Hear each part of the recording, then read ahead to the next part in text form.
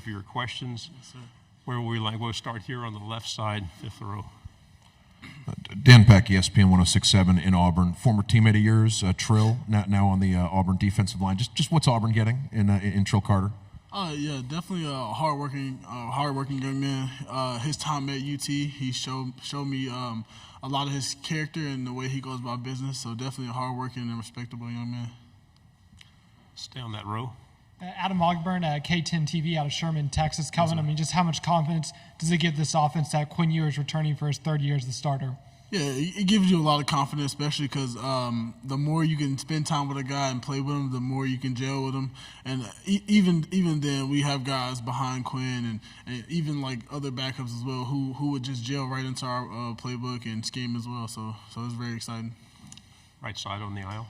Jeff Howe, Horns 24/7. Kelvin, when you look back at your sophomore year, where did you feel like you grew the most from your freshman year? And as you kind of went through the offseason, where were some things that you felt like you really wanted to work on going into your junior year? Yeah, from freshman to sophomore year, I feel like the consistency of me being more in tune with the game.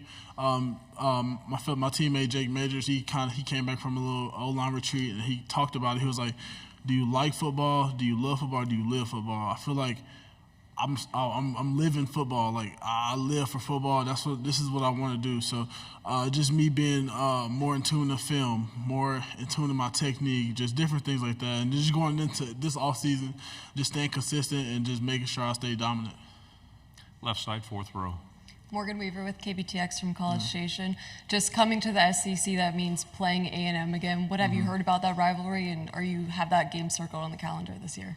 Yeah, I've heard a lot about the rivalry. I still, I was too young to remember Justin Tucker when he kicked the game-winning kick, but I've definitely seen highlights from it, and it's going to be a great rivalry. Going to be a great type of excitement just to keep that tradition going.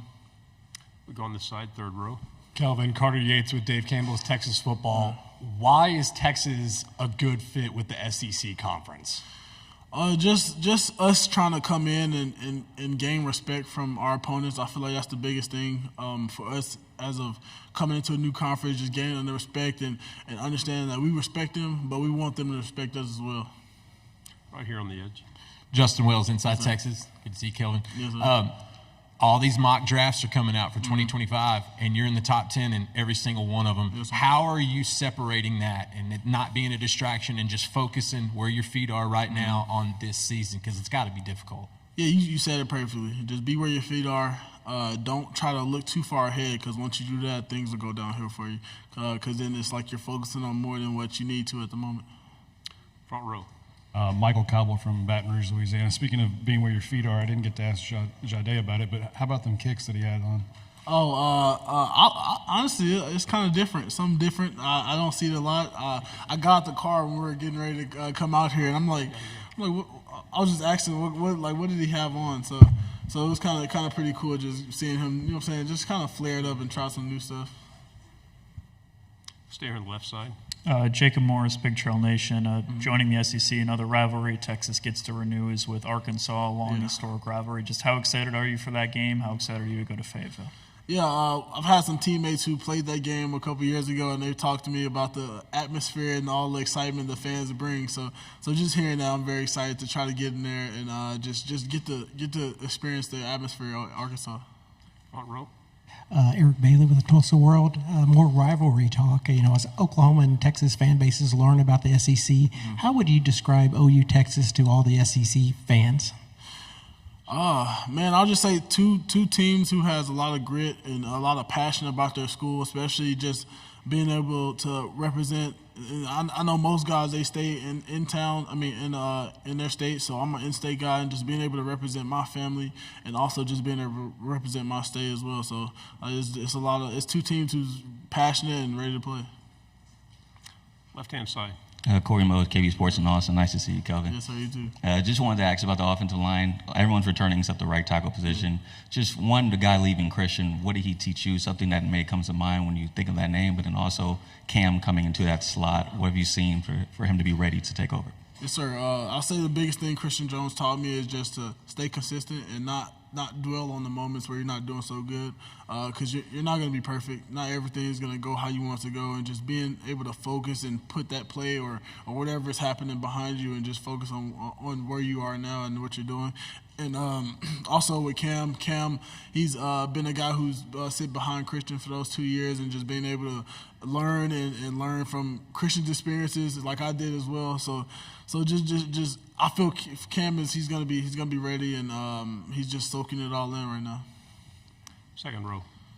Chris Hummer with 24/7 Sports. I know y'all lost a lot off of last year's team, but I'm curious, how do you think about the talent level on this team after all the additions that were made as well?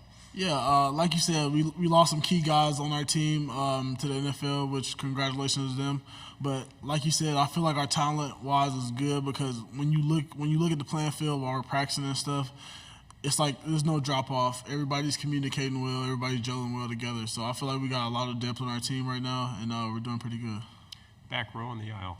Hey, Kelvin, Adam Rosso, Spectrum News, Dallas. If you were writing a scouting report on yourself, skills, attributes, what you do well, what would it say? On myself, I'll probably say some pros. I would say good feet, good hands, willingness to learn the game, and the consistency in his technique, no matter when he's tired or when he's fresh. You had another one in the back row. Donna Conrad, 15 ABC and Bryan College Station. You guys are going to see a lot of new road venues this season. Are there any in particular you're extra excited about for the atmosphere? Nah, I got that question asked to me before as well. So I'm actually excited for all of them, because in my opinion, my favorite games to play are the road games, because you kind of get that underdog feeling when you go into that stadium and nobody's wanting you to win. So I'm really excited for all of them, just to get to see and experience the fans of other teams. Two final questions on the end here. Did you talk trash to the team when you got the highest rating on the team on NCAA? No, I didn't, but they did. I definitely heard it from my teammates. I got a little stuff from my teammates. So anytime I mess up on the game, they let me hear it. Final question on the aisle. Kelvin, when in the OU game last year, when OU had that goal line stand, for you guys going forward, what changed for you guys as an O-line after that and the success you guys had late in the year with Iowa State and Tech and the last two games? What did you guys focus on to carry that momentum forward into this year after the OU game?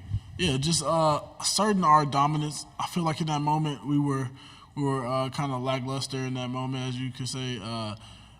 Seeing that as a low line is not fun. So I felt like from that moment on, we kind of understood and took it personal, which we take everything personal. We come at every game ready to play. We come at every game wanting to win. But just that moment of not being able to score on the 1 yard line, that's kind of something that's like that hit us real deep. So it kind of gave us that extra push to want to fix our mistake and actually get in the end zone in the red zone. Kelvin, good job. Thank you very much. Thank you.